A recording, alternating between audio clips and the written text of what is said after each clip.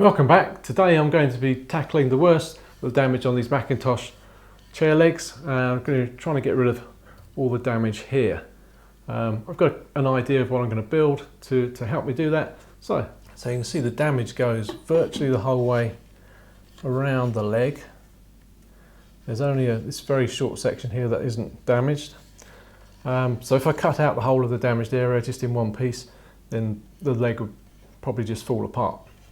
So what I'm going to do is do it in sections, and the idea being I'll cut through a dovetail socket through there like so, fairly shallow but taking out a fair wodge of the damaged material. Plug that up and get that glued up. Once that's finished, I'll trim it back to the shape of the leg, twist the leg around a bit more and cut through another one, cut the next section of damage out to get all the way around the leg, and then I'll have to reinstate the mortise for the leg stretcher.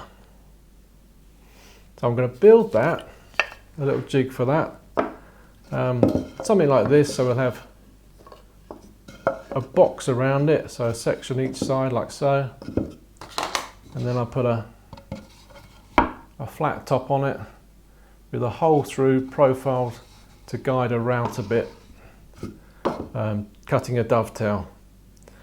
So it'd be tapered and dovetailed in there so that when I'm fitting the patches they'll go in nice and tight. Anyway, that's the idea. Let's see how we get on.